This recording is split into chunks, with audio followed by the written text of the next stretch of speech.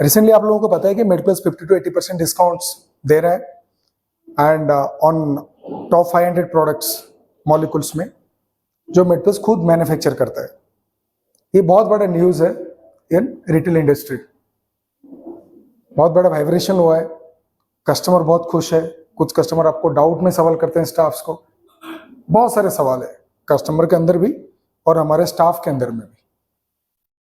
तो हम एक एक सवाल को अटेंड करते हैं एंड उसको कैसे एड्रेस करना है उसके बारे में डिस्कशन करेंगे, राइट। पूरा मार्केट 3 कैटेगरी में डिवाइड हुआ है। आप सोचो दवाई कैसे बिकते हैं इंडियन मार्केट में। नंबर 1, वो बंदा क्या करता है, डॉक्टर के पास जाता है बिकॉज उसको कुछ भी नहीं पता, ABCD, वो डॉक्टर के पास जाता है एंड वो डॉक्टर उसको प्रोडक्ट लिख के देते हैं, बुखार है, सर्दी है, जो भी है वो लिख के देते हैं एंड मेडिसिन बिकती है। एक source of medicine selling is through doctors prescription, right. कुछ जगह पे, बहुत सारी जगह पे डॉक्टर्स नहीं है या रिचेबल नहीं है, लोगों को लगता है कि बहुत एक्सपेंसिव है, वो लोग रिटेलर के पास जाते हैं एंड रिटेलर उनको दवाई देता है जो मेडिसिन वो बेच सकते हैं एंड ये काउंटर में बेचते हैं। It is another source of medicine sales. अगर थर्ड पॉइंट में देखेंगे, दैट इज OTC ब्रांड्स, जो एडवर्टाइजमेंट के थ्रू आता है या फिर वर्षों से डॉक्टर लोगों ने उसको लिखा एंड लोगों को दिमाग में आ गया। जैसे बहुत सारा ब्रांड है, लोगों को कंपनी का नाम नहीं मालूम। जैसे आप देखो कैंडिड सबको पता है, लेकिन कौन सी कंपनी का है एक आदमी को पूछोगे तो उसको समझ में नहीं आता कि ग्लैमर का है। जैसे सेंसर ऑयल, बहुत फैमिलियर नेम है, घर घर में लोग यूज करते हैं, लेकिन लोगों को पता नहीं कि लाइका में था, उसके बाद ग्लेनमार्क ने उसको परचेज किया। बहुत सारे प्रोडक्ट ऐसे हैं जो कंपनी का नाम नहीं मालूम, बट जो लोग दुकान में जाके डायरेक्टली काउंटर पे मांग के लेते हैं। जैसे क्रोसिन, मेरे बच्चे को बुखार होता है तो मैं डॉक्टर के पास नहीं जाता, केमिस्ट के पास नहीं जाता, मैं सीधा जाके क्रोसिन मांगता हूँ। एंड ऐसे बहुत सारे लोग हैं जो ब्रांड अवेयरनेस है, थोड़ा लिटरेट है, पढ़े लिखे हैं, ये डायरेक्टली मांगते हैं। सो this is a Indian pharmaceutical scenario. दवाई ये 3 सोर्स से बिक्री होती है, राइट। बहुत सारे कस्टमर जैसे काउंटर पे आते हैं, सर पूछते हैं कि 50 to 80% आप डिस्काउंट कैसे देते हैं? जैसे पहले 20% आप ही देते थे, अभी आप 50 to 80% डिस्काउंट दे रहे हैं, तो कैसे पॉसिबल है? सो नॉर्मली अगर आप देखोगे 20% डिस्काउंट एक अलग सिनेरियो में हम देते थे, वहां पे ब्रांड्स, मेडप्लस देती थी ब्रांड्स पे, राइट। वो समझ में आता है कि जब आप ह्यूज परचेस करते हैं, डायरेक्ट कंपनी से परचेस करते हैं, तो आपको डिस्काउंट्स भी ज्यादा मिलता है, राइट। इंडस्ट्री में डिस्काउंट परसेंटेज को समझना बहुत आवश्यक है कि नॉर्मली फार्मास्यूटिकल मार्केट किस कौन से डिस्काउंट पे काम करता है। अगर कोई प्रोडक्ट हम 100 रुपए में खरीदते हैं तो पहले देखो कि उसका प्राइस टू रिटेलर, PTR बोलते हैं उसको, प्राइस टू रिटेलर 20% कम होता है तो 80 रुपए में, मान लीजिए एग्जाम्पल, मैंने 80 रुपए में रिटेलर को दिया तो MRP 100 रुपए में बेचता है। थोड़ा सा कैलकुलेशन में डिफरेंट है, बट मोटा मोटी समझने के लिए मैं आपको बोल रहा हूँ। सो रिटेलर मार्जिन कितना है? Retailer margin is 20%। अगर 100 रुपए में खरीदता है तो 120 में बेचेगा रिटेलर, उसका मार्जिन 20% है। Then coming to distributor margin. So distributor कौन है? जहां से रिटेलर खरीदता है, तो डिस्ट्रीब्यूटर का अलग मार्जिन कितना है? 10 to 12% रहता है, बट मिनिमम 10% रहता है प्रोडक्ट्स पे, मोटा मोटी इंडियन मार्केट पे। Then coming to number 3, that is C&F और super distributor, super stockist margin. बहुत सारा कंपनी में सुपर स्टॉकिस्ट है एंड बहुत सारा कंपनी में C&F है, बहुत सारा कंपनी में डिपोज है, राइट। सो मोटा मोटी C&F एंड सुपर डिस्ट्रीब्यूटर का मार्जिन 5 to 8% का रहता है। सो पुट टुगेदर अगर सप्लाई चेन के बारे में हम बात करें, from C&F to distributor and distributor to retailer and retailer to customer, ये मार्जिन टोटल मिला के कम से कम आपको 35 to 38% आपका कॉस्टिंग आता है। अगर कोई दवाई 100 रुपए में लेते हैं तो उसमें 38 रुपीज यही कंपोनेंट है। तो सवाल है कि यहाँ पे रिटेलर कौन है? यहाँ पे रिटेलर मेडप्लस है, यहाँ पे डिस्ट्रीब्यूटर कौन है? मेडप्लस है, यहाँ पे C&F कौन है? खुद मेडप्लस है। सो this is MedPlus margin 35 to 40% which company is passing to the customer, which is clear, right? Then coming to a company product, उसमें क्यों खर्चा होता है? इसके अलावा भी कंपनी का बहुत सारे खर्चे हैं। जैसे कि आप देखेंगे बहुत सारा कंपनी में मेडिकल रेप रहते हैं, जिनका काम है डॉक्टर से मिलना, प्रोडक्ट्स प्रमोट करना, उनको लिव एंड लिटरेचर देना, छोटा छोटा इनपुट देना एंड उनका एक्सपेंसेस है, that is known as marketing expenses. Marketing expenses एक एक्सपेंसेस है जिसके थ्रू वो ब्रांड प्रमोशन करते हैं।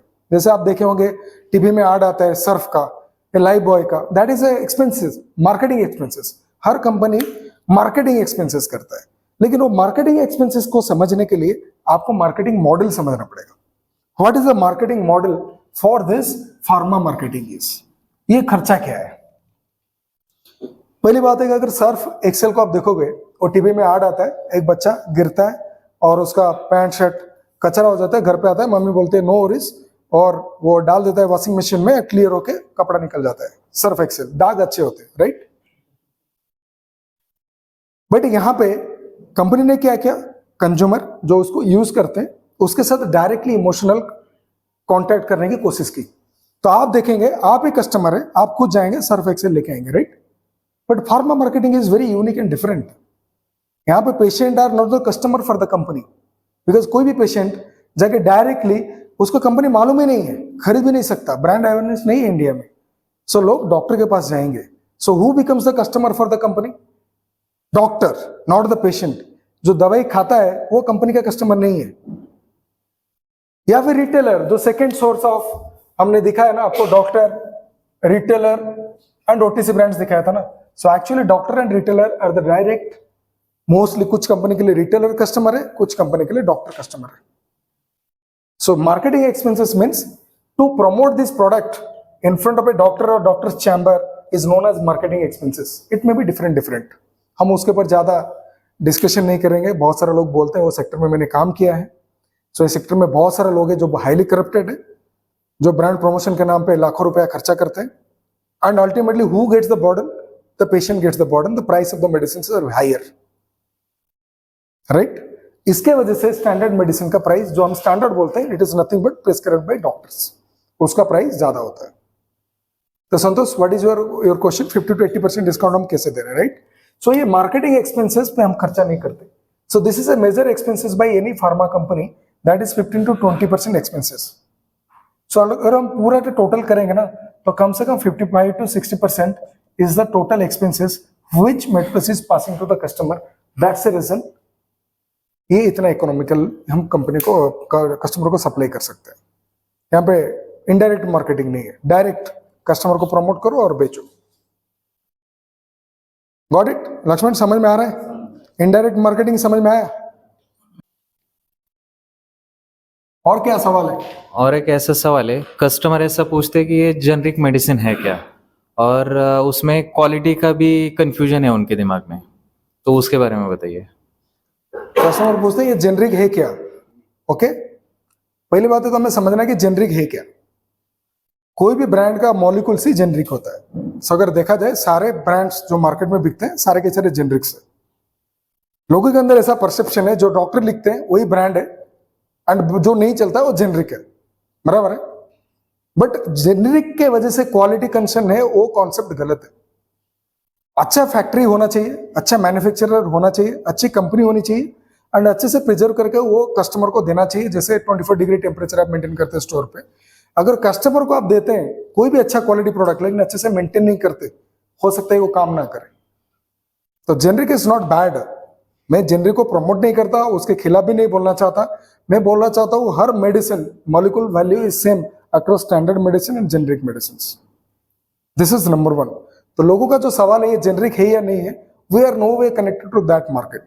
These are MedPlus brand products जो हम खुद बनाते हैं, वही फैक्ट्री से, जो फैक्ट्री में जो ब्रांड्स डॉक्टर लोग लिखते हैं वही फैक्ट्री से हम मेडप्लस का ब्रांड बनाते हैं. Only thing is different, that brand name is different, but the ingredient and molecule preparation, protocol, उसका सेफ्टी, उसका quality, it is matches as per the standards. You can bet on it. Quality no compromise, that is for sure. There are many companies are in India who are manufacturing for the top shots. Pfizer के लिए manufacture करते हैं, इप्का के लिए करते हैं, Glenmark के लिए करते हैं, सन फार्मा के लिए करते हैं, टोरेंट से करते हैं. अगर वो लोग उनको बना के देते हैं, अच्छे बनाते हैं, वही फैक्ट्री में हम हमारे लिए बना के ऑर्डर देके बनाते हैं. So definitely MedPlus is giving a quality assurance to you. अगर वही कंपनी है, those who are been approved plants, वहीं पे अगर बना रहे हैं, तो definitely quality is should not be a concern, and it is not a concern. क्यों जाता है डॉक्टर के पास? ट्रस्ट, कि डॉक्टर के पास जाएंगे तो मेडिसिन लिखेगा, राइट. किसका है ट्रस्ट? डॉक्टर का. That is trust. एक दुकानदार के पास जाते हैं, बुखार आया, पैर में दर्द हुआ, कुछ मेडिसिन चाहिए, वहां पे क्यों जाते हैं? रिटेलर के पास। वो भी ट्रस्ट है, बराबर है ना? ट्रस्ट के वजह से जाते हैं ना। What is MedPlus? It is for a trust for last 15 to 17 years. The company who is a pioneer in giving discount. जहाँ पे nobody used to give discount, MedPlus management started giving 10% discount. And MedPlus is the first company जो counter पे 20% discount start किया in 2019 across pan India, right? Now MedPlus का customer base कितना ज्यादा है, बहुत ज्यादा हो चुका है।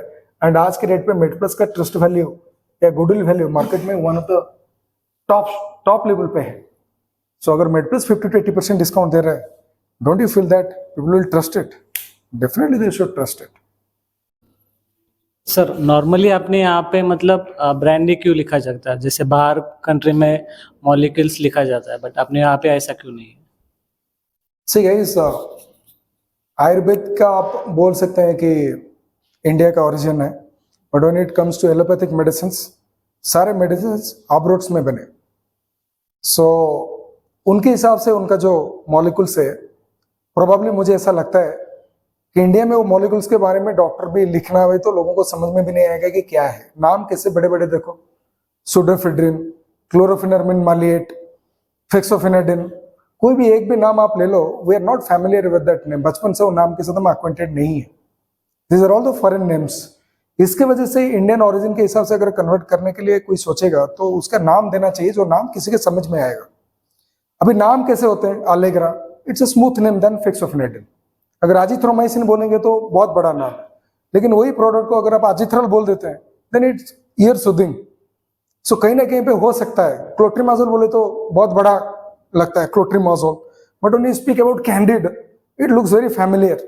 ओ चलो एक अच्छा नाम सुनने में आया, छोटा नाम है, लिखना आसान है, केमिस्ट को मांगना आसान है। हो सकता है उसके वजह से brand name started dominating Indian market. That so I address all questions और एनी अदर